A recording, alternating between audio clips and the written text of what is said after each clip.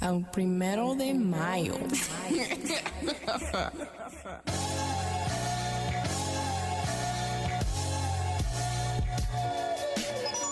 Hello and welcome to the Sandy Podcast. I'm your host, Sandy May Jr.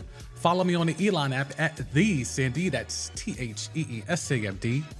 Podcast is also up there at The Sandy Podcast, all one word. Subscribe and rate to the podcast, 5 stars, nothing less. Tell a friend. If you're no longer down with the Elon app, trust me, I get it. I mean, where else are you really going to go at this point? But salute. I'm at The Sandy Podcast on the Zuckerberg app and the China app. For all content, audio, and visual, hit up thesamd.com. Subscribe to the YouTube page. Link is in the description, whether you're watching this on the audio side or the video side. Subscribe to the YouTube page. Link is right down there in the description. Musical production done by Mayfirst Music. Support him at soundcloud.com/MayfirstMusic. Well, I guess I owe y'all some kind of explanation, right? I mean, I guess, right? Like, it's been months.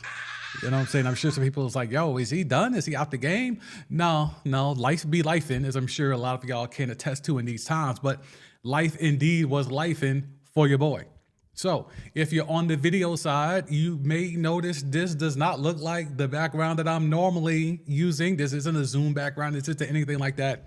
This is a whole nother room. Not only is it a whole nother room, it's a whole nother apartment. Not only is it a whole nother apartment, it's a whole nother building. Not only is it a whole nother building, it's a whole nother complex. Not only is it a whole nother complex, it's a whole other state.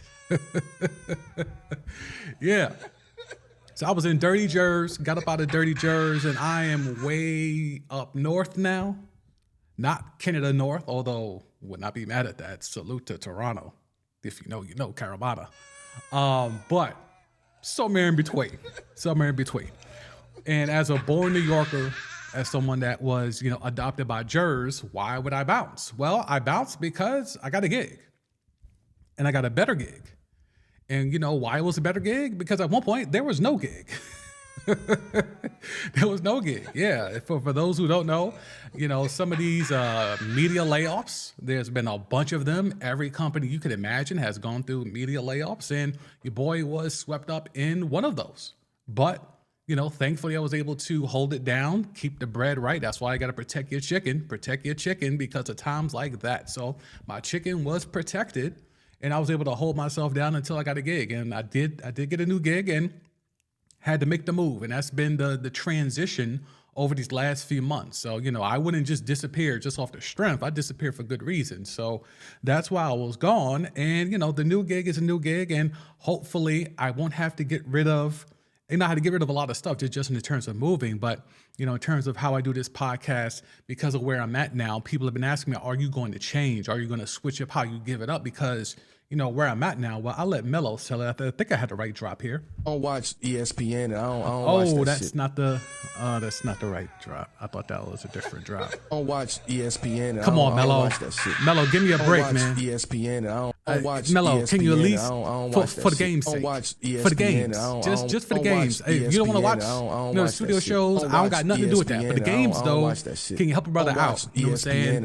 Checks are coming in. We kind of need those to keep coming, Mello. I don't watch that shit. All right, so salute on the pod, by the way. All right, so anyway, yes, if you can't read between the lines, that's where. I don't watch ESPN. And I don't watch that shit. 4-letter network, your boy.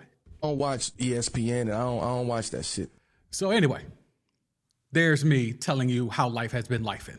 So hopefully those who have been accustomed to the content know I went away. Now I'm back. I will be dropping weekly pods again.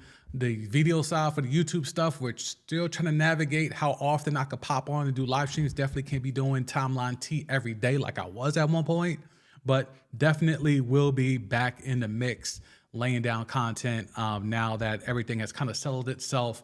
New crib, same takes, ain't shit change. So let's get into Lamar Jackson's get MVP.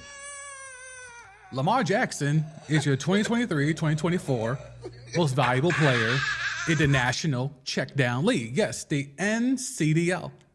The CDL. You know what I'm saying? The Checkdown League of the National Checkdown League, what y'all call the NFL, the National Football League. That's where we at now. No matter what you want to say, no matter whether you're Arthur Blank, Ron Rivera, whoever you wanted to be, even the Ravens themselves, low key. It doesn't matter. The man has gone out here and has hooped in a major way. But it's not like how it was in 2019. In 2019, when he took the MVP and it was the AP MVP, he was the Football Writer MVP, Offensive Player of the Year, all this type of stuff, it was done dynamically. That's where, the whole thing of Action Jackson came into play because he was running, he was throwing, he was eluding people. Some people were still calling him a running back. There was a lot of controversy. It was a very polarizing opinion when Lamar Jackson was running through dudes that 2019 year. Well, now he's not necessarily running through dudes, but he's still getting high-level results. And the team is stacked. The team has lost J.K. Dobbins. The team has lost Mark Andrews. Yet and still, they sit atop the AFC. They sit atop the AFC as one of the best teams, if not the best team, in the entire National Checkdown League. This is where we're at now. Let's go ahead right into the screen here. And we're going to look this up. Again, if you're not on the visual side, I will read as much as I can to you. But look, let's get right into it.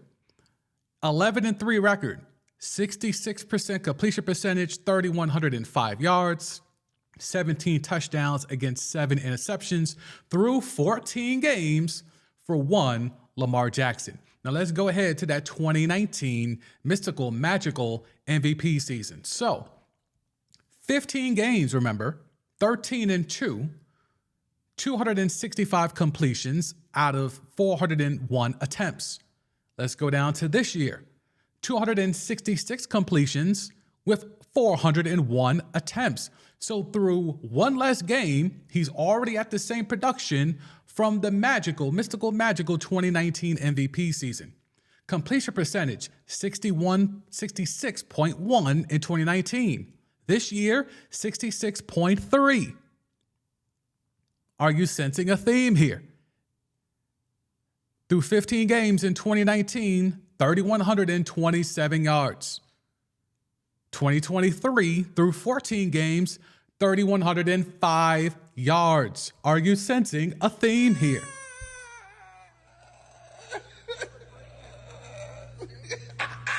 Now, the touchdowns are obviously different. 36 touchdowns passing to 17. But when I say again, they lost J.K. Dobbins week 1. A few weeks ago, they lost Mark Andrews. And he's still, with this team, at 11-3, putting up similar numbers to his MVP season of 2019. Odell has looked good as a number 2. Your man's Bateman has finally showed us something, especially over the back half of the season. First half of the season, he was still missing in action, but now he has slowly immersed himself to finally step in to be something of what we were assuming he was, what we were told he was from last year into this year. And then we got to talk about that Raven defense. But this isn't really about the Raven defense, although we can definitely talk about them. And I definitely have talked about them, especially on YouTube throughout the whole, off season, preseason, and all of that. But when it comes to Lamar is so polarizing. Lamar has been a lightning rod. When he got that contract, everyone and their mama I was in the camp of he should have got more money. I think he should have went for that fully guaranteed. I think he could have got that off. But now when you see what's happened with Nasty Man, maybe it was smart to just go ahead and take the system deal. Maybe. But in regards to Lamar, was such a polarizing figure this offseason because the minute they put that tag on him, that restricted franchise tag on him, everybody and their mama came out and said, we don't want him. Every front office, every GM, damn near every owner came out their mouth, tripping, falling over themselves to announce all in unison, we don't want Lamar. And they found every reason in the book. He's not a top flight QB. He's not elite. His playing style was injury prone. His playing style will lead to being injured. You can't survive playing that way. Well, let's look at the QBs in his division. We're going to go ahead to the AFC North. Go ahead and look it up. Cleveland, they're on their 4th quarterback, Joe Flacco. Cincinnati, they got Jake Browning out there because Joe Burrow's done. In Pittsburgh had to go back to Mitchell Trubisky and Mason Rudolph. All those QBs fell down and went boom. Yet the last one standing is the one that everyone and their mama was saying all off season. People with high credibility in the national check down league. They're all the ones that said he's injury prone. His style, you cannot last in this league playing that way. How come they weren't saying that about Joe Burrow? How come they weren't saying that about nasty man Deshaun Watson? How come they weren't saying that about Kenny Pickett? 3 of the QBs all the other QBs in his division fell down and went boom, yet the last one standing is the one that everyone said is the most prone to injury. Now, even though historically this hasn't been the most hurt season for QBs, it looks like starting QBs are falling down left and right. This optically looks like one of the worst seasons ever to be a starting quarterback. And it truly looks to be like it's going to be whoever has the most healthy roster is going to capture the Super Bowl. It's not even really about, are you the best team? It really is about, are you the most healthy team? Whoever's going to hoist that Lombardi is probably going to be the most healthy team. Right now, we could probably say the 2 best teams are the Ravens and the 49ers. But we saw what happened to the 49ers when Purdy fell down and went boom. We know historically what has happened to the Ravens when Lamar hasn't been there.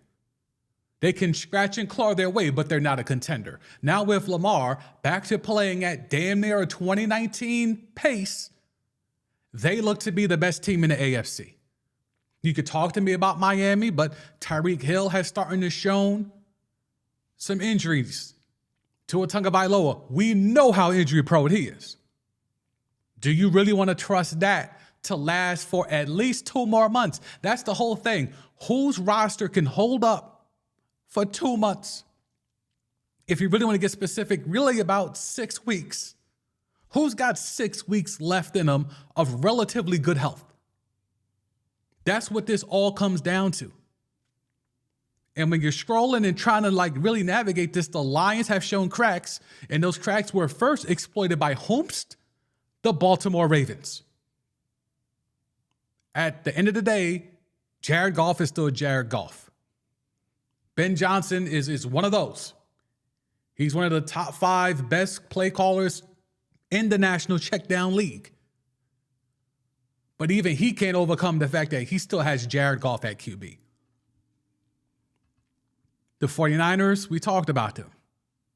They are Brock Purdy injury away.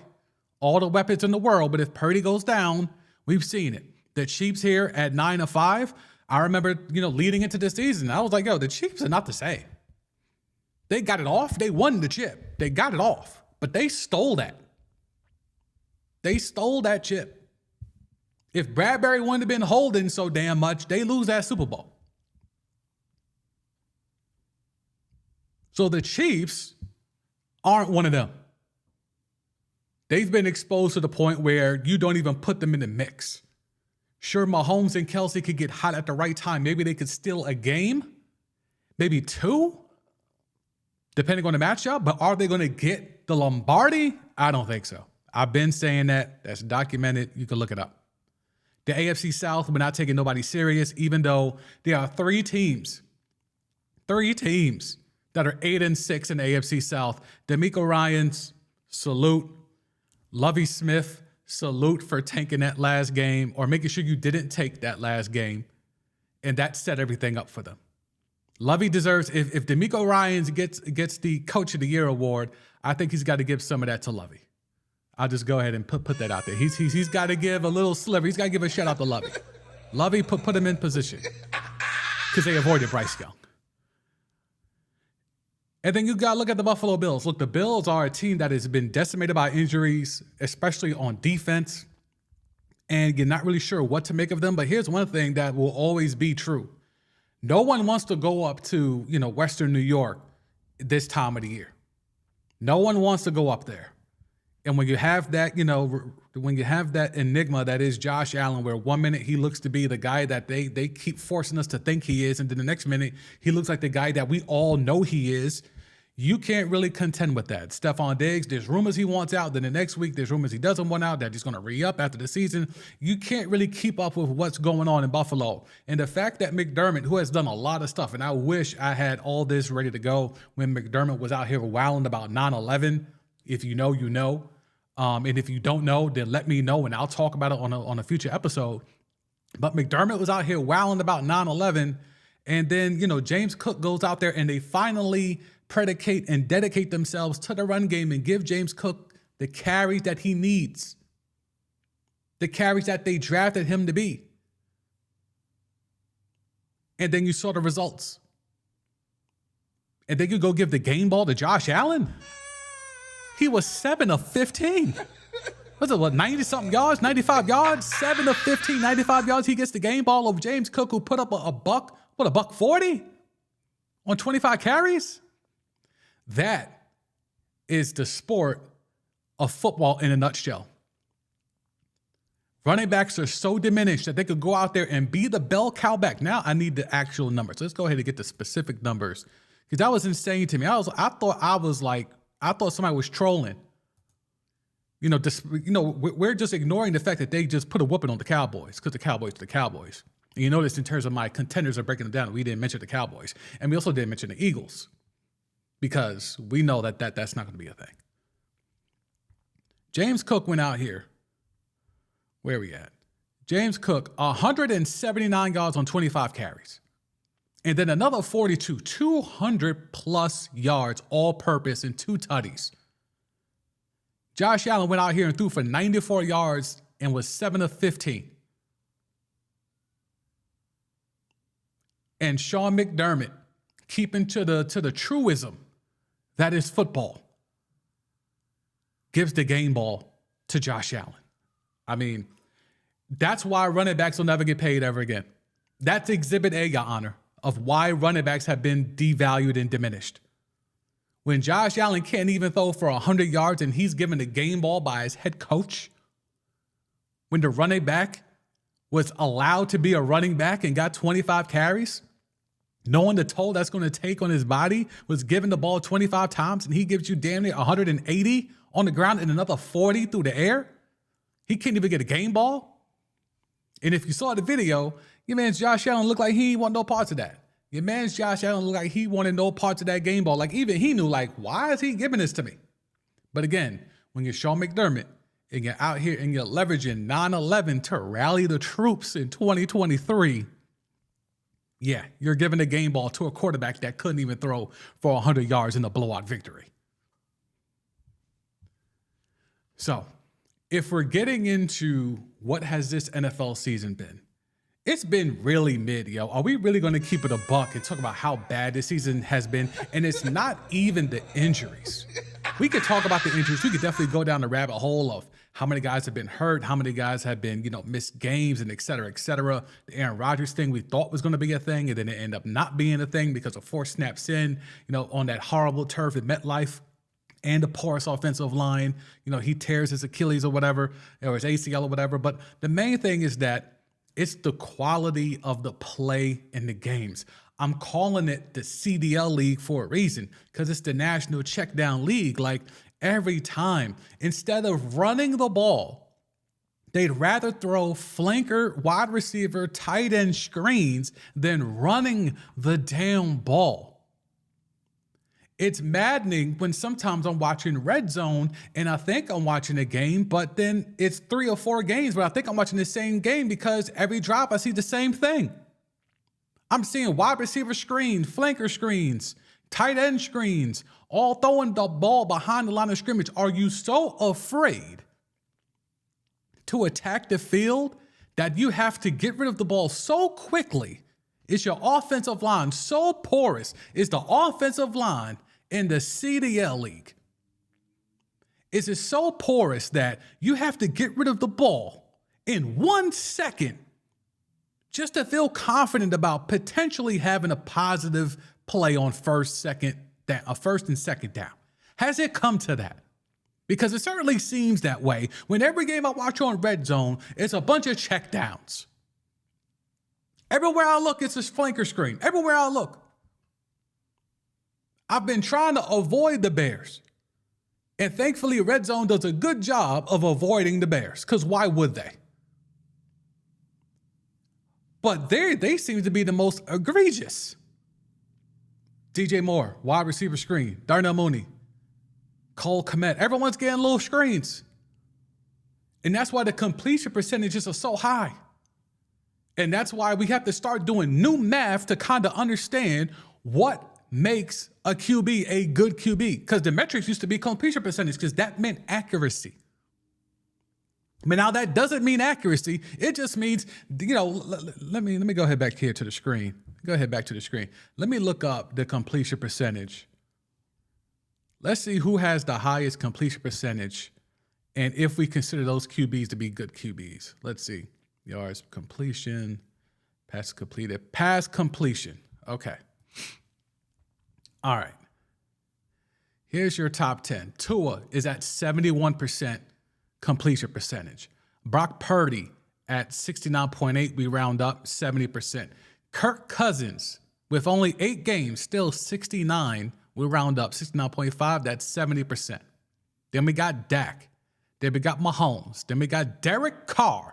No better reason for this than right here. Derek Carr is top 6 in completion percentage. Does that mean Derek Carr is actually good? Y'all let me know. Jared Goff right behind him. So when you're looking at Lamar's top 10, by the way, for all the people that hate on Lamar, he's top 10 and one of the metrics y'all hold high and dear to y'all hearts. Right next to Joe Burrow and Josh Allen, there's your man's Lamar. Jared Goff right behind Derek Carr. Doesn't that merit something? Isn't that something to kind of put together like, yeah, Derek Carr and Jared Goff are back-to-back in completion percentage. Yeah, completion percentage means shit if that's the case.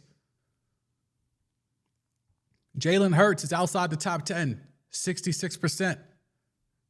Jay Herbo, y'all favorite. Mac Jones is only 0.2 of a percentage point behind Justin Herbert in completion percentage. And he's only 0.8 of a percentage point behind Jalen Hurts. So again, does completion percentage matter? Does it mean the same it used to mean 10 years ago, 15, 20 years ago, when they were actually throwing the ball down the field? Even though those offenses were run dominated, when they did pass, it was vertically attacking the defense. Now that everyone is checking down because everyone is afraid because the offensive lines are so horrible, apparently, that, the metric now is 2.5 seconds. That's the barometer. You have to get the ball out by 2.5 seconds. Well, now with all these checkdowns, it's not even 2.5 seconds. It's literally half a second or a second. QB gets the rock, he's immediately turning and throwing that rock. Get this thing away from me. It's like a grenade. It's hot potato. Is this good football to watch? Because to me, it's not. It's the end of the year. And so that means it's time for bowl games. And when it comes to bowl games, you're now seeing the trend of there's a bunch of players that ain't trying to play in these games, bro. There's a bunch of players that are hitting that portal and are not trying to even play out these bowl games. Like back in the day, bowl games were something where that was a sense of pride. Like we worked this hard to get these 6, 7, 8 wins. We try and get this bowl game, dog. Like we trying to get into the Sugar Bowl, to the Cotton Bowl, to the Alamo Bowl, all these types of bowls that actually had some merit. But because anyone and a mama can do a bowl game, and we're allowing teams that win 6 games, sometimes even less than that, into these games just for the look, everything's been watered down. And the money has now come even more to the forefront. Now, let's be clear. Players are still not getting paid. Players are still not getting paid. Don't let Dabo and Saban and your man's Prime out there, don't let them try to get you hyped up that, oh, now everything has been solved. Players are now getting paid, so now we can get back to some sort of normalcy. No.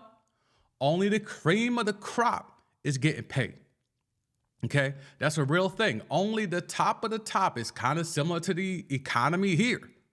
Only the top 1% are benefiting from what you could conceivably call free agency. NIL is free agency. But guess what? There's no floor in this free agency. Whereas you can have free agency in other sports, and yes, the top guys are going to get the max if it's a hard salary cap like in the NFL. You know what I'm saying? But if it's something like the NBA, players get the max, and it's a real max. Top of the salary cap, a huge percentage of the salary cap. MLB, it's Ohtani's out here for 700 M's, and he doesn't even have to pitch next year. Well, he physically can't, but it's widely speculated that he might not even have to pitch, and he still got 700 M's. So while we're at this point where professional sports have free agency and professional sports have systems in place to where everybody gets paid, that is not the case in amateurism. That is not the case in college football. College quarterbacks get paid. And the top of the top, we're talking about $1 million and $1 million plus, $1 million to $2 million. These QBs are getting. That's more than Desmond Ridder, by the way. It's more than Desmond Ridder. You know what I'm saying? That's y'all mans. So college quarterbacks are getting paid, and it incentivizes them to stay. That's the only way to get these people to stay. Because again, all this stuff is a job. When we keep talking about these things, and I keep hearing debates go around and around and around of what's right, what's morally right, what's ethically right, and what's logically right. And it really just comes down to these athletes are going to college to prepare themselves for a potential at applying for a job in the NFL. That's all that is. That's all college football is. Now, way back when you and I's grandparents first met, it meant different. It meant something different. There was pride. It was all about just the sense of college pride and putting on for your city, putting on for your university. Those days are long gone because the NFL has proven itself to be earning upwards of $27 billion in revenue. That changes the landscape of how you approach getting into the NFL. Now it's about, I need to go to college, and I need to put on when I'm in college so I can get into the NFL. That's a means to an end. There was a certain time where that was not a means to an end. That didn't even exist. So that was when college sports and college football in particular was thought to be, they got this folklore of just you put on for the university. You put on for the name in the front, not the name on the back. That's why a lot of schools back in the day didn't even have names on the back, because it wasn't about that. It was about the name on the front or the colors. Everyone knew who you were repping for. Now it's all about the name on the back, okay? It is 1,000% all about the name on the back. Don't chat to me if I'm a top 10 QB recruit and you don't got 7 figures lined up for me. But the issue is that 7 figures is not trickling down. If we're talking about free agency, and that's what NIL is likening itself to be, at least that's what these college coaches are trying to sell, and people in the media that are for college sports, they're trying to sell that NIL is the solve. It's not the solve. The third string center is not getting paid. There's no car dealership lining up to give a bag to the third string center. Only the QB, maybe a wide receiver or a running back, maybe a defensive lineman, maybe a guy that is going to win some kind of award, but will be all conference if he's worth a damn. But it is not trickling down to the roster. That would be free agency. That would be everyone actually getting paid for their services. But instead, it's the rich get richer. The cream of the crop are the only ones that are able to benefit off the name and likeness. Now, you can make a case of, well, those are the ones that people know. Sure, but if you're trying to pay college athletes, because college athletes are doing a job that generates revenue, not just for the university, but for the community that surrounds the university, then that third string center is entitled to a check too. Now, certainly not millions like the QB, but he deserves a check too. But if you really ration it out and break down the numbers of how much money is actually being doled out to college players, it is not a lot on average. I think it's under $10 per player if you really average it out. So while everyone is like, everyone was losing their minds, NIL, this is going to ruin the sport. Ruin the sport for whom? Last time I checked, Dabo's the only one that's still out here trying to fight the good fight being anti-NIL. It was him and Saban initially. Him and Saban were talking that talk, and they were on the same type of time, but then Saban was like, oh, no. I can't play those types of games here at Bama. They will get rid of you at Bama if you try to run up in there with 9 wins.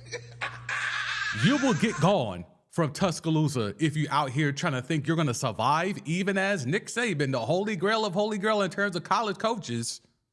You will be getting up out the paint. They will be packing your shit if you consistently come up with 8, 9 wins. So he's playing the game now. Your man's Prime tried to go out here and act like he's not trying to play the game. He tried to talk that, again, I call him Black Dabo. All the rhetoric that we killed Dabo for, and I remember during the pandemic, and if you missed some of those, you could check back in the archives of the podcast. Like that was when it was audio only, but I remember getting at Dabo during the pandemic for the things that he was getting off. He was selling his hard luck story, and he's got a hard luck story. We talk about the trauma porn and stuff that be popping off when we get into these draft night coverages and how the commentators love to talk about these hard luck stories. Dabo's got one of those. So I could understand his perspective of, if I could make it, you could make it. But it doesn't work that way, Dabo. You're playing a different game. Your body's not on the line.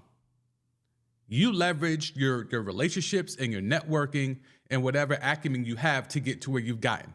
These players are, by and large, putting their bodies on the line, and that's the only thing that will get them to where they ultimately hope to get to. So it's a different game, right? So when we're talking about what NIL is actually doing, everyone is getting in except for Dabo, and that's why Clemson has slowly started that decline. I mean, when's the last time Clemson was relevant? When Trevor Lawrence was there. It's been a few years now. He's had some big names. They flamed out or they shook the spot.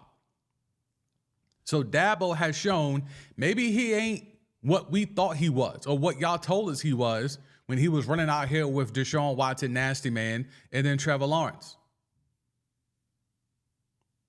So what now is the scope of college football? Because it is clearly the Wild Wild West. There is no governing body. There is no Roger Goodell in college football to kind of regulate the madness that is going on where players are leaving left and right. Like dudes are walking away from bowl games.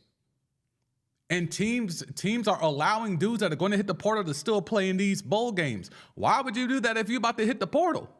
If you're about to hit the portal, why would you leave? Why would you stay and play in a bowl game when your plan is to hit that portal? Now, you can sell me on the notion of, well, I'm going to put up more good tape. Yeah, what if you don't, though? What if you get hurt, though? If you're trying to play the portal game, that means you're trying to get into some kind of situation where you can do better than where you currently are. What about playing in the bowl game where you're already mentally checked out because you're transferring? What part of the game is that makes you think that's going to be beneficial for you? I don't know.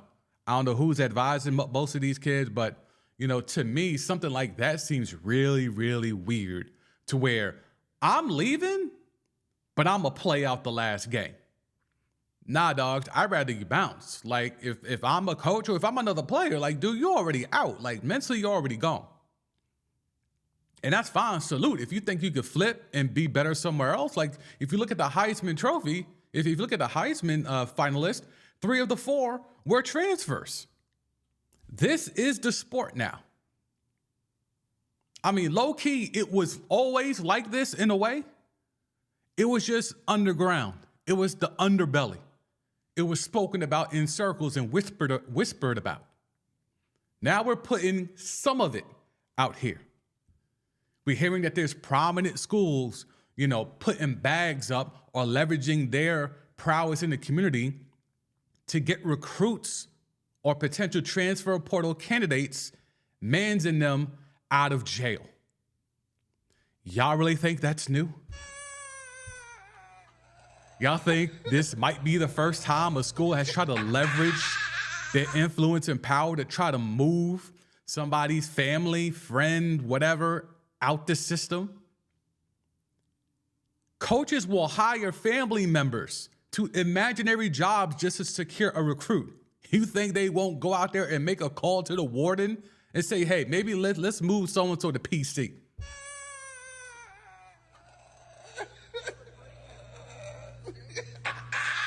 Come on, man. Come on, man. This is amateurism at its highest order. But if we want to get into the breakdown of the actual Final Four, right? I think it's interesting how people are just, it's never enough. Let me be very clear. There is never going to be a foolproof way to decipher who is a true national champion in a sport like college football. While the basketball has March Madness and we accept the outcome of that because it's a tournament, it's, survival of the fittest, yada, yada, yada, and they're trying to replicate some of that with college football, it's vastly different. It's vastly different because by and large, the games are easier to play from a physical standpoint, right? As this thing gets bigger and larger in terms of the college football playoff, it's really just going to become, like I talked about last segment with the NFL, where it's really just going to be whoever's healthiest. It's not even going to be generally who's actually better. It's going to be who's healthiest at the end of this. You think if we get to an eventual 12, 16 team playoff, injuries aren't going to be a factor? Hell, injuries are a factor now and it's only 4 teams. So it's only going to get magnified once we enlarge this thing, once we move this thing to a larger format.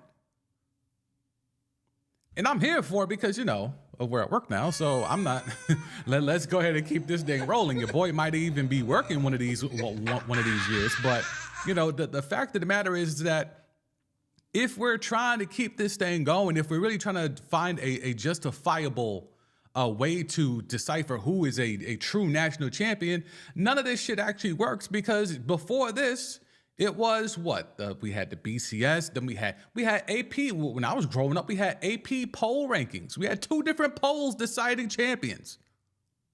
You could have a tie. When I was growing up, you could have a tie as a national championship. And not a tie in terms of the score, a tie as into, well, this poll says one team won, this poll says another team won. All right, they're both co-champions. What part of the game is that? Okay, so there's no foolproof way. There's no foolproof way. There was the AP poll, then there was the coaches poll. That was a real thing that happened. Multiple times when I was growing up, there were co-champions. Okay, so you can't win either way. If you want to make it so this thing of, well, no, if we go to a 14 format, we're always going to be arguing over who the 5th is. If we go to a 18 format, we're always going to be arguing over who is the 9th team. And if we go to 12, it'll be the 13th. And if we go to 16th, it'll be the 17th, and so on and so on. There's people that be beefing when it's March Madness with the college basketball, and it's what, 64? Then we had to push it to 68. And then sometimes people are still beefing about who's 69. So this is never going to end. This is just what it is. So if we're going to play this out and try to find a way of how to really decipher what is the merit for deciding a national champion, you kind of just have to go with what it is, because there is no system. There is no real way to decide it. There's always going to be something, a crack in the armor that is going to throw off what your foolproof plan is. Because when you're looking at it this year, when you're talking about the teams, and let me go here to the screen for those who are on YouTube. Let's go ahead and pull this up, right? And this just goes into what I was talking about, like co-champions, right? No, Wikipedia, I don't want to donate anything. Let's go back to co-champions. Like, let me see, when was the last time we had a co-champion? 97. Michigan and Nebraska were both co-champions. 1997. They were both undefeated. The Michigan was the AP champion, and Nebraska was the USA Today champion. Okay? Like this is a thing. We had 1991, the U and Washington, UW. 1990, Colorado and Georgia Tech. Like, this is what it is. Like, this is not necessarily, recent memory, but not that long ago that people like me who have lived a little bit can remember, okay? We could even go to the whole UCF fiasco for 2017. UCF really felt they should have been in the mix. UCF really felt like, even though Alabama was 13-1 and by every metric imaginable, the better team, UCF was 13-0. And that included a very impressive win in their bowl game. What was it, against Auburn? So they felt they had every right to claim themselves as a co-champion, because back in the day, if this was the poll system, they probably would have been co-champions with Bama. But if we're getting into this current one, right? This comes down to the schedule. It's all about the schedule. If you're listening to this, I'm going over the Michigan schedule, right? And here is the trick now. The trick now is to do it the Michigan way. Now, I won't get into the whole Connor Stallings thing or whatever. I mean, but if you know how I get down, I've been doing hits with the homie Greg Larned on ESPN Radio. And I've talked about it there. I promoted it on the timeline at the Sam D if you want to check that out. But the main thing is this. You can see a marked difference in how Michigan has played once Connor Stallings started going Connor, okay? Once he started, writing down his signals and doing all of that, you saw a marked difference in performance and execution from the Michigan Wolverines. But we'll push all that to the side, right? People are going crazy about, Florida State being left out and the impact of injury, and is that in the bylaws of the committee and all of that stuff. When really, I'm like, y'all are okay with just letting a team that blatantly got caught cheating and has been cheating for a minute? Y'all cool with them being the top dog in y'all playoff? Okay, say less. But here's why Michigan will always have a chance to be in the college football playoff. One, because they're Michigan and they can recruit, right? But two, they only have 3 games that matter every year because of their conference. Their conference is so trash, and their scheduling of the non-conference schedule is so trash, and that's by design. And again, let me be clear. I'm not knocking it. It's taking advantage of the system. There's only 2 games. You could say 3, depending on whether, Penn State is good, or maybe now Maryland has kind of creeped back up there to being quasi-relevant in that conference. But it really only comes down to 2 games a year. And sometimes just comes down to 1 game a year, the Ohio State game. But it's normally 2 to 3 games that really matter every year for Michigan. So as long as you run up that cupcake schedule in regards to the non-conference schedule, then you're good money. They should be undefeated every year, entering their last 3 games every year. They should be, because it's designed for them to be that way. Where you're looking at a school like Alabama, and I'll let the website load, they learned a lesson. I don't think you'll ever catch Saban out here putting his neck on the line in a game like how he did against Texas. Look at all the things that had to happen for Saban to overcome taking that L versus Texas the second week of the season. All the things that had to break right. The Auburn game had to happen, that crazy comeback. The Georgia game had to happen. All those things had to happen where things had to break exactly right. The injury to the kid from Florida State had to happen to give Saban this opportunity. All because he put his neck out there and put his team on the road out there against the Longhorns in week 2 and took that L. With a QB that was still trying to figure it out, and allegedly a coaching staff that was still trying to figure out how to use him. Saban will never do that again, because I'm telling you, if Georgia could have gotten that off and gotten that dub and potentially get another natty, the hot seat would have been officially turned up on Nick Saban. And I know that sounds crazy, but you don't understand the history of Alabama and their football coaches. A Google search would do you well. And if we're talking about Georgia, look at their schedule. Now, we can't say it's a cupcake schedule because it's the SEC, but you certainly look at the non-conference, and you can certainly see where they were very selective into who they put out there. And this just wasn't the same type of dominant Georgia team that we have seen the last 2 years. We could go ahead and keep it a buck, right? But we can understand that. Even though they went toe-to-toe with Bama, and however you feel about Bama, this wasn't the same type of squad. They got the horses. There's no doubt about that. They got future pros on both sides of the ball. There's no doubt about that. But in terms of the high quality, like how they've had the last 2 years, to me, I did not see the same type of talent that they've had. So it's not that surprising that they couldn't cross that finish line. It's not that surprising that, now they're out here going to face Florida State and basically the loser of the playoff. Both teams are losers in that playoff, are now going to face each other. Florida State for one reason, Georgia because they took that L to Bama. I'm not surprised at how that team did not look the way that they have looked the last couple of years, right? Now, Texas is the interesting one because Texas should be in this mix every year because of where they are. Geography dictates they should be in this conversation every year. And I think they got the good draw against UW because UW, they're a machine offensively, but there's some points to be had on that defense. So now, while you look at the Longhorns and obviously the signature wins, you have to look at the Bama one in week 2, but you could write that off as it being early, right? But then with just winning the games they had to win. They had to get that Kansas State win, even though it went to OT.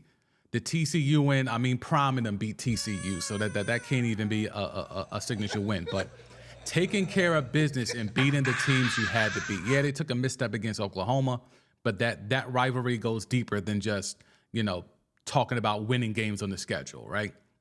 So I think Texas is deserving. So I think, in essence, the committee got it right. And I tried to warn folks in them about how, look, man, if Alabama has a chance, the committee is going to put them in. I was loud about that.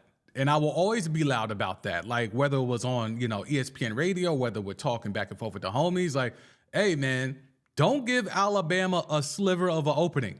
It's going to happen because Alabama is the Yankees.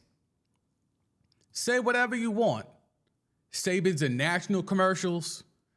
Like the pedigree of Bama, the pedigree of the Crimson Tide, the pedigree of Roll Tide is a real thing. And it's a national story.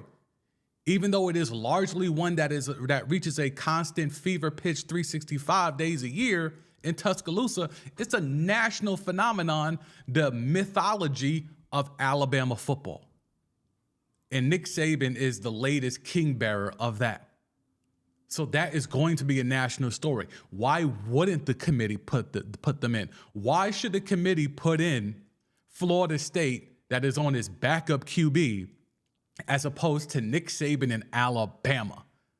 Are you actually fucking kidding me that y'all thought Florida State was actually going to be put in over Bama? Now, if the QB didn't get hurt, now you're talking. Now this would be a humongous controversy. Because you could sell me on Florida State is more deserving with its starting QB. And, because of where I work at now, I've been hearing a lot of takes. A lot of them are bad. A lot of them are inaccurate. And it's just a lot of talk about, well, that's not even the bylines. It is literally in the bylaws of the committee that they can and will judge a team's potential to be in the playoff based off injuries. So yes, if a team like Florida State that was undefeated, a team in Florida State that beat LSU, even though ultimately that win doesn't look as good as it once did, but it's still LSU. They beat Florida. They beat a really strong Louisville team. But they lost their QB. But again, you talk about cupcake schedule. We got Southern Miss in here. You know, Syracuse is a conference game, but still. North Alabama. How does North Alabama get scheduled this late in the year? This is what I'm talking about when it comes to you have to pad your stats. And that was the thing that used to happen back in the day with college football. You used to have to not only beat teams, but beat them down, blow them out, embarrass them. And you would schedule those teams that you knew you could put up big numbers against in your schedule because you had to impress the voters, impress the people that vote in the polls. It's the same thing now. You've had to impress the playoff committee. Nothing's changed. It's just a different group of people and one centralized group of people who are now judging you. So that's how you get North Alabama on Florida State's schedule at the end of November. Okay? That's how you get, let's look at all the cupcakes for all these schools. Let's go to Michigan, right? UNLV. Why the hell is Michigan playing UNLV? This is not basketball. This is football. Okay? Cupcake. You can find a couple of these on damn near every roster. Okay? Bama. What's this? Middle Tennessee State? Chattanooga. What the hell is Chattanooga doing on Alabama's schedule? Again, the same weekend Florida State played North Alabama, Alabama's playing Chattanooga.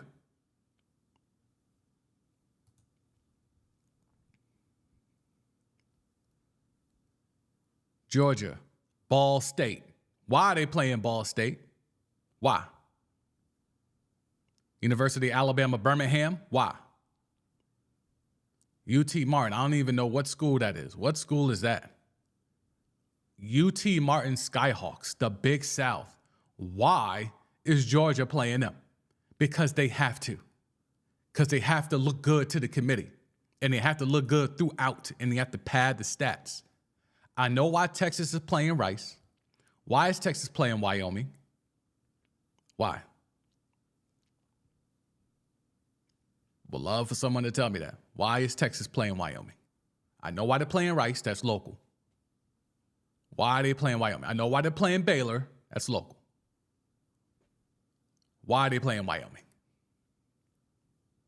You can go through every top school's schedule and you can see one or two games where it's like, that was for the committee. They scheduled that cupcake and it's a payoff.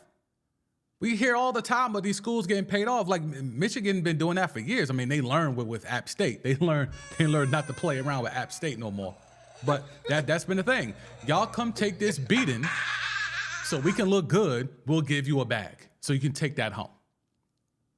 Then someone who played someone played at HBCU in the SEC this year. It just blew the doors off them. And I was like, yo, dogs, that check ain't worth that. I don't know who it was. I won't bother looking it up. But this is what it's coming to with the college sports thing, right? So from the amateurism of, NIL and what it really is, which is just free agency, and it's only free agency for the best of the best. It does not trickle down. Then you go into the whole concept of coaching and what does coaching actually mean at this level? When coaches are thought to sell you on the dream of making it to the league, when now you could get a bag off rip as an 18, 17, 18, 19-year-old. What's the allure? What is going to make these kids commit? The cream of the crop is letting you know it's about the bread first or the opportunity for me to get a bag first by playing over everything else. The whole thing of pride, tradition, rivalry, history, that to me matters when you're a 3-star and below. You're a 3-star and below, that stuff matters. You're a 4 or 5-star, it's about the bag. Who gonna give me that car dealership? Who gonna give me them trips? Who gonna take care of me and my mans in them if I tell them to? Who gonna do that? What booster's going to call for them? As these coaches and these programs don't have the bread that is alleged to be thought. Like Chip Kelly has been on the record saying, yo, it's hard. It is very hard to recruit in today's era because you're paying this bag up front. Like before, back in the day, you slot a little brown paper bag, you might give them $100K. You might give your blue chip recruit $100K. And that might hold him down for a little bit, right? Take care of his family and all of that. That's fine. But over the years, you would give more bags. Now it's different. You're committing M's up front. M's up front. And then more NIL deals. Like, it's not just one NIL deal, it's multiple NIL deals. So the college landscape, it's nasty. It's as toxic as it's ever been. Don't let them try to sell you on the fact of, now that players are getting paid, everything is all good. And let's not fall into the thing of this college football playoff. The system has always been janky. It has no other choice. There's 130-something Division I teams. There is no way to actually figure out who is the best. No such justifiable, logical way exists. It is always going to be subjective, but it always leads to great debate. And that's why we're here.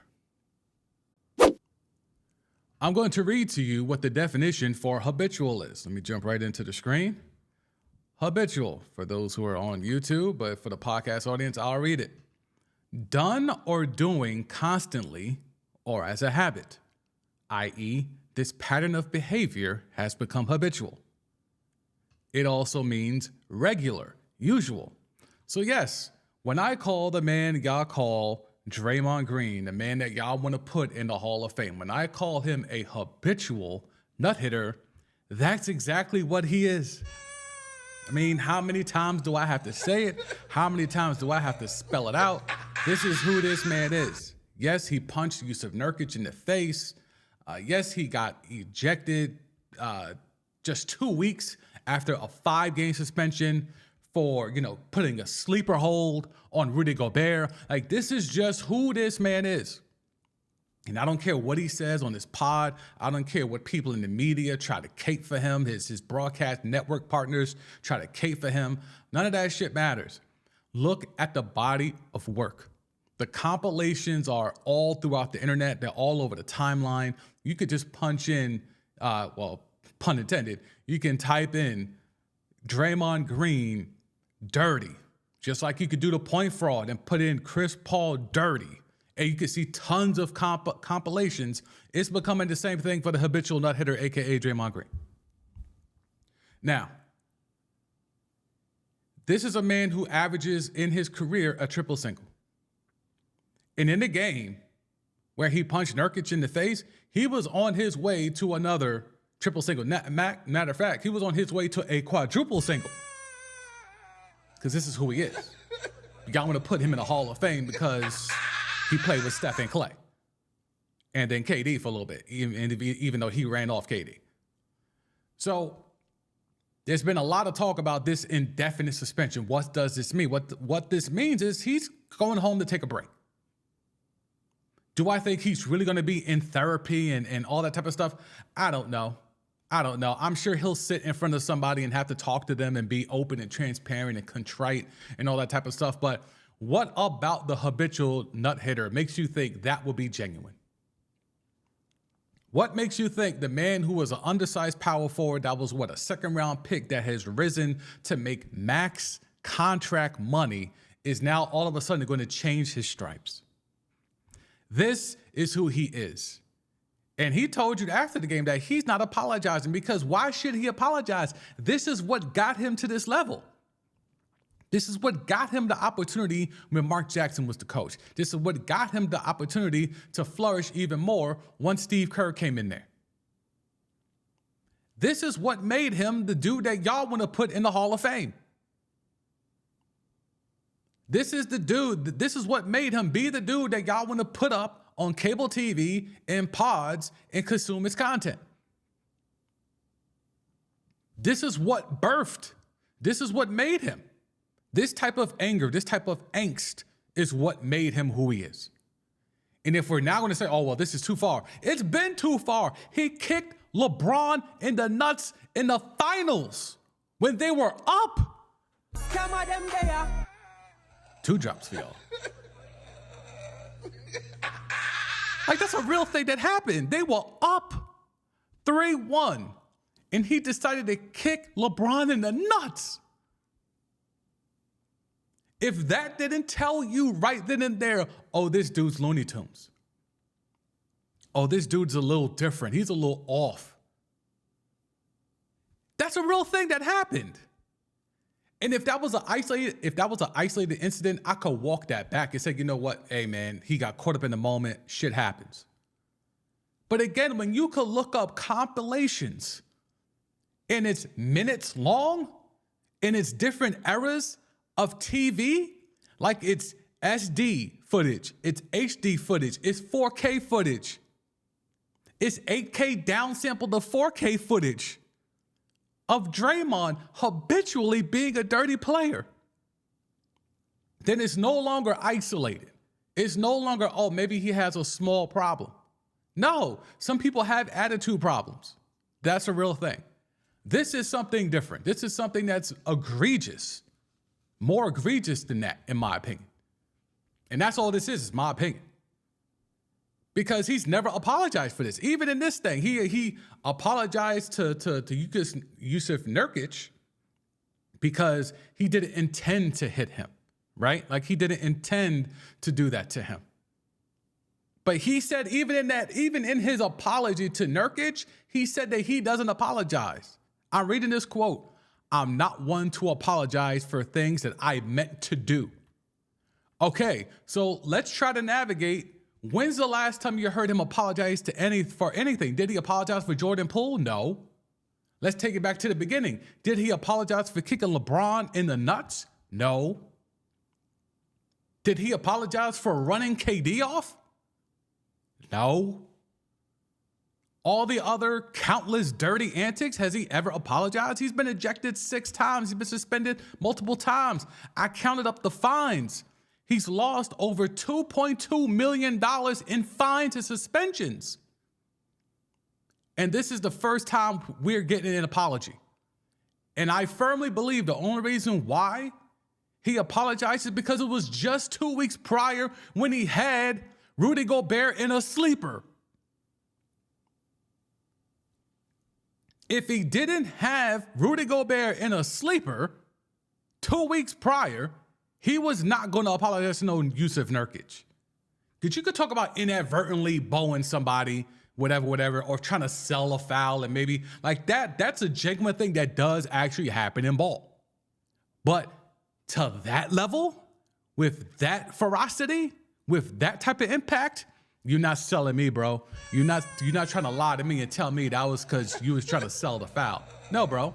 No, absolutely not. Absolutely not. And another reason why I think he apologized is because when he put Rudy Gobert in a sleeper, Kerr and your man's Wardell both said publicly, this has to stop. So the brain trust, the leaders of this team. Now, Steph is not a rah-rah, galvanize the force type thing, even though, people talked about what he said a couple of years ago when they were facing Boston heading into that playoff, into that final series, whatever. But Steph is not normally that guy. But for him to stand 10 toes down and say this has to stop, although it's kind of funny you're saying that now and you've enabled this man his entire career. Like, it's cool to say that now. I would have said it after he kicked LeBron in the nuts when we up 3-1. After we blow that 3-1 lead, when we was 73-9 and lied, I would have told him then, I don't care if you're going to go recruit Kevin Durant, but that type of shit where you're kicking LeBron in the nuts when we up 3-1, that has to stop now. And then he's went on and has done it for another 5-6 years since then. So it's cool that Kerr and Wardell are trying to stand 10 toes down now, but they have fostered this. They have enabled this. They got this man another bag on the way out. 4 years, $100 million? 4 years, $100 million. No other team worth a damn was going to give him that. He probably could have got a sorry team to give him that. But no good team would ever pay that kind of money for no habitual nut hitter. But that's where the Dubs are now responsible for letting this dub thing run out. This alleged dynasty now has to run itself out. Where we're going to have to, well, we're definitely going to pay Steph, because Steph is still Steph to a degree.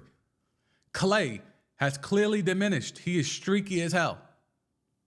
He's not the automatic guy that could bomb away for, 60 points on 11 dribbles or, hitting 12, 13 threes in a game. Like, it's lightning in a bottle when that happens now.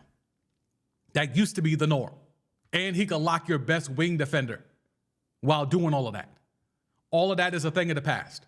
By no decree of him, just injuries and father time. And now you have this dude who averages a triple single, who people want to put in the Hall of Fame.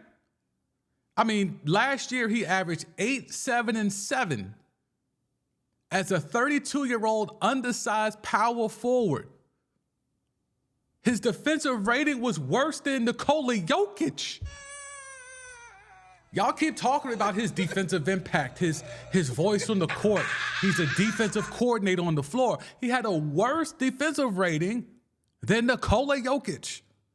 The one that y'all love to kill and prop up Embiid because of his defensive rating.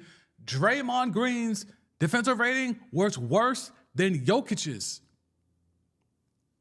But you keep telling me about what his defense impact means to the current year Dubs. Not years ago when his defensive rating was top tier. Now it's not. It's not top tier. It's slightly above average. And yet you're going to go give that $100 million? He's 32 years old. Look, man, I understand the concept of giving Wardell what he wants. Clearly, Wardell wants him there because he's enabled this to build and become the monster that it is today. But at some point, it's like, all right, Steph, look, we'll get rid of Jordan Poole. We thought he was going to be a splash cousin. It didn't work. Cool. We'll take that hit. We'll take that L. But this Draymond shit's got to stop. This Draymond shit has got to stop, bruh. Because this dude gave us 8, 7, and 7. He's 32 years old. He ain't growing no taller. He's only going to get older and slower. And we have to keep paying him because you want to keep doing dribble handoffs with him? You want to keep coming off curls with him feeding you the rock when he's at the top of the three-point line? We just going to keep doing that? But you also want us to win, though. We've had to chip away some of the young pieces that we've built up and drafted over the years while y'all were running around winning chips and doing this whole dynasty thing. We were on the low drafting hoopers.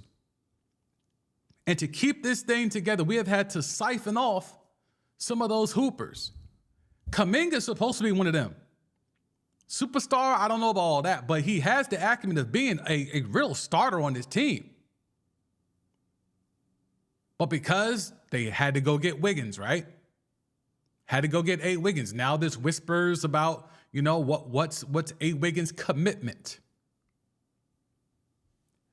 Look, man, it's a lot of things going on with the Dubs. They have all of this right now. Let me see. I have some stats here. So, because obviously, when you're talking about the Dubs, like in this whole Draymond thing and Wardell and Steve Kerr and Clay and all of this, is this an attempt to disguise the fact that the Dubs are low-key looking flabby and sick? They're looking like they're 36 in the karate class. Draymond Green on that Tybo, Paleo, or my favorite P90X trying to work it out. This is his third ejection already this year. Because prior to putting the sleeper on Rudy, he had that thing with Donovan Mitchell with Spider Mitchell, where you hit him in the back of the head or something, and then he tried to play it off like nothing happened. Then, Spider came running down after him and, pressed him. But is all this just a smokescreen disturbing from the fact that, the Dubs have played about 20, 27, 20, 26, 27 games. Of those games, Clay has only missed about 1 or 2 games. Steph, the same, maybe 2 or 3. And this team is like in the playing range. So we can't blame injuries. We can't blame that their stars are disgruntled because they haven't been paid. I know Clay has a thing where he wants another extension, but he's been taken care of up until this point by the Dubs. Yet and still, this is a team that has been more or less at full strength. And they looking like a whole bunch of mid. So is this Draymond, I'm just going to keep blowing off steam every chance I get, just a smokescreen to disguise the fact that the Dubs aren't really the Dubs anymore? Now, Steph has looked way better since Habitual Nut Hitter sat down. Like, way better. Way clever. Some of them Mayweather. Shout out to Hollow the Don, Queens. But if you're looking at what I wrote this down, I think this was last weekend when I was trying to build up my notes, right? So this is as of last week, okay? So for full disclosure, right? The Dubs' philosophy during this run has been predicent on our threes are more than your twos, right? We're going to prioritize the three. We don't care about the mid-range. We're going to get to the rim, make layups, or get fouled and make free throws, right? So threes, layups, and free throws. That's been the Dubs' whole thing during their run here, right?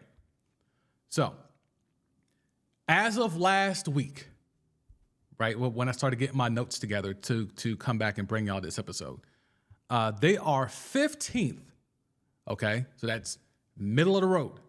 They are 15th in both free throw percentage and three-pointers and three-point percentage. So the team that is known for threes and bunches with 2 of the best shooters, if not the 2 best three-point shooters of all time, and at one point, the top 3 of this era anyway, best three-point shooters of all time, that team is now middle of the road. And free throw percentage, they have guys in Steph and Clay that are always in the conversation of 50, 40, 90 guys. That team is now 15th in free throw percentage. And if you throw in two-pointers, so subtract the threes, just two-pointers, they are 25th in two-point percentage. 2-5. Is this y'all Kings? And not lighting the beam, the sack Kings, but is this y'all Kings?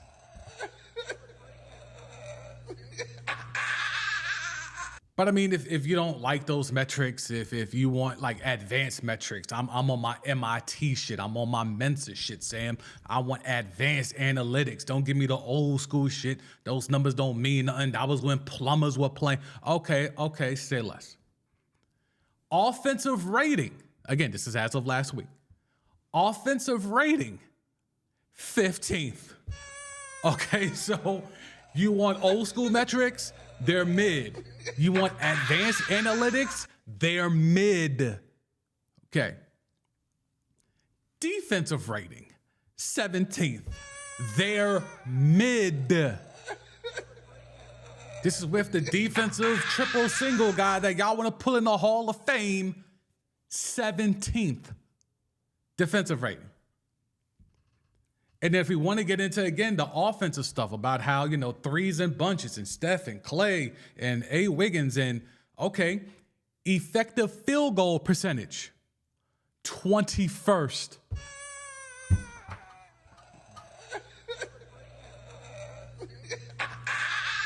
I mean, dogs, y'all tell me. Y'all tell me, bro. I think the day of the day of the dubs is dead.